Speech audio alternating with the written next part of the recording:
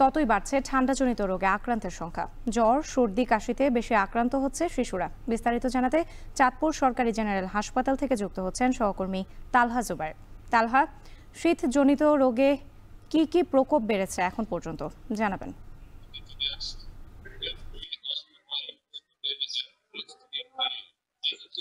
রাত্রি আসলে প্রকৃতিতে শীতের তীব্রতা কিন্তু বাড়ছে। আমরা দেখেছি শীত কিন্তু যখনই সূর্যের আলো স্তমিত যায় তখন তারপর থেকে কিন্তু শীতের তীব্রতা আরো বাড়তে থাকে এবং তার সাথে যোগ হয় উত্তরের হিমেল হাওয়া। তখন কিন্তু হাড় কাঁপানো শীতে বিশেষ করে চাঁদপুরের বিভিন্ন যে চরাঞ্চল রয়েছে এবং গ্রামাঞ্চলে কিন্তু এই শীতের অনুভূতি বেশি থাকে।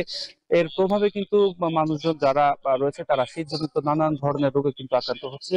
এর মধ্যে ঠান্ডা, নিউমোনিয়া, কাশি কিংবা জ্বরেও কিন্তু আক্রান্ত হচ্ছে। আরেকটা প্রবণতা আমরা দেখতে পেয়েছি যে আসলে ডায়রিয়া আক্রান্ত রোগীর সংখ্যাও কিন্তু বাড়ছে। তবে এই যে রোগী বা আক্রান্ত হচ্ছে তার মধ্যে কিন্তু সবচেয়ে বেশি কিন্তু প্রভাব পড়ছে যারা শিশু রয়েছেন এবং বয়োবৃদ্ধ যারা রয়েছেন তাদের মাঝে কিন্তু রয়েছে। আসলে আমি কথা বলেছিলাম সিভিল সার্জন অফিসের সাথে, তারা যেটা জানিয়েছেন যে গেল ২৪ ঘন্টায় চাঁদপুরের ৮টি উপজেলায় ১২৪ জন রোগী কিন্তু শীতজনিত নানান ধরনের রোগে আক্রান্ত হয়ে কিন্তু চিকিৎসাধীন রয়েছে। এছাড়া এই মুহূর্তে আছে আমি চাঁদপুর ২৫০ শয্যা বিশিষ্ট জেনারেল হাসপাতালে, যেখানে কিন্তু এই মুহূর্তে ভর্তি আছেন ৫৯ জন রোগী, যারা কিন্তু সকলে কিন্তু শিশু এবং তাছাড়া বয়োবৃদ্ধ এবং নারী পুরুষ রয়েছেন আরো ১০ থেকে ১৫ জন রোগী কিন্তু ভর্তি রয়েছেন। তো যারা চিকিৎসক রয়েছেন বা নার্স রয়েছেন তারা বলছেন যে শিশুদের মধ্যেই কিন্তু এই শীতজনিত রোগের প্রবণতা বেশি দেখা যাচ্ছে। বিশেষ করে তারা কিন্তু অনেকে নিউমোনিয়ায় আক্রান্ত হয়ে কিন্তু হাসপাতালে আসছেন এবং তাদেরকে কিন্তু তারা চিকিৎসা সেবা দিয়ে যাচ্ছেন। এবং আরেকটা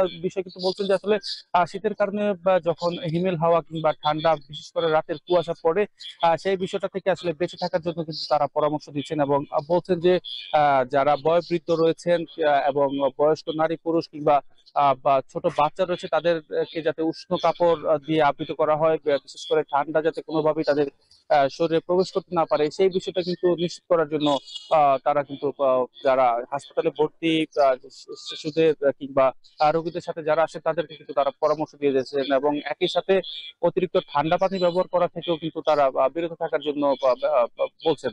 তো সবকিছু মিলে আসলে রাত্রি এই রোগীর সংখ্যা বাড়ায় কিন্তু কিছুটা বিপাকেও পড়তে হচ্ছে যারা নার্স রয়েছেন তাদেরকে, এবং তারা বলছেন যে আসলে চাঁদপুরের এই যে ২৫০ শয্যা বিশিষ্ট যে জেনারেল হাসপাতাল রয়েছে সেখানে কিন্তু প্রতিনিয়ত কিন্তু রোগীর উপচে পড়া ভিড় থাকে। এখানে ২৫০ শয্যার বিপরীতে কিন্তু প্রায় ৪ শতাধিক রোগী কিন্তু চিকিৎসা নিয়ে থাকেন বিভিন্ন ধরনের রোগীতে। তার উপরে যখন এই মৌসুমী যেই শীতকালীন যেই রোগ রয়েছে সেই রোগীর সংখ্যা কিন্তু বাড়ছে এবং এতে করে তাদের কিন্তু কাজকর্ম করতে কিছুটা কিন্তু হিমশিম খাওয়া লাগছে। তো সর্বোপরি মিলিয়ে তারা যেটা বলছেন যে আসলে যদি শীত থেকে বেঁচে থাকার কোনো বিকল্প নেই, বিশেষ করে যারা শিশু রয়েছেন তাদের যাতে গরম কাপড় এবং শীতের হাত থেকে বেঁচে বেঁচে থাকার জন্য সকল ধরনের প্রয়োজনীয় ব্যবস্থা গ্রহণ করেন অভিভাবকরা, সেই বিষয়টা কিন্তু তারা নজর দেওয়ার জন্য বলছেন এবং যদি কোনো কারণবশত নিউমোনিয়া বা রোগে আক্রান্ত হয়ে যায় তাহলে উৎকণ্ঠা না করে নিকটবর্তী হাসপাতালে চিকিৎসা নেওয়ার জন্য পরামর্শ দিচ্ছেন।